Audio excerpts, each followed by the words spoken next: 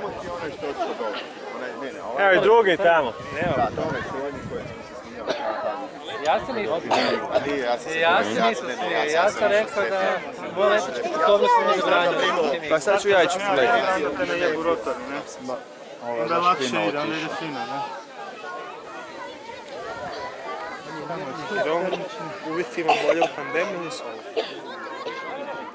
Pa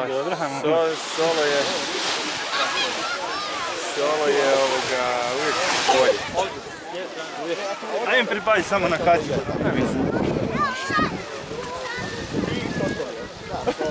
Kad letiš na demo, onda imaš veću odgovornost.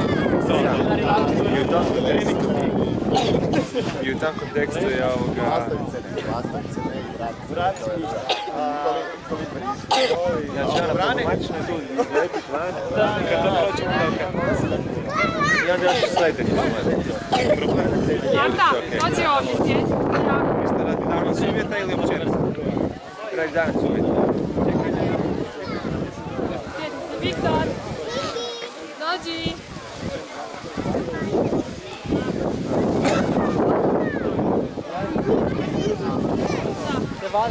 Kad ćemo podijeliti, kad ćemo startati. Tak. Vuci. Ovako neće ti dati da poletiš, znaš. Možda će nas čak malo porat u rikvec. To da ti krilo diže. Ali onda moraš biti spreman, ne posustat, nego čim se krilo digne, onda će trebati neko pojeti. Znači ono, dok pokušavaš, sve sad njih, malo ti čak unazad.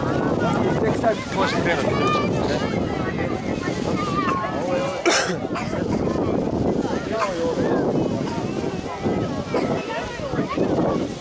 Koliko si visio? Ne, više od 180 ili manje. Centimetar, da, više. To ti pitam zbog ove stolice, koliko će ti biti A dobro. jer ja sam 1,80 i ja sam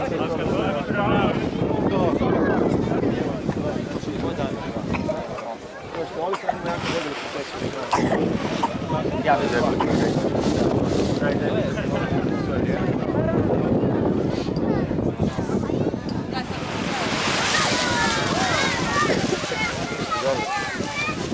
Sve funkcionira, onda idemo i mi.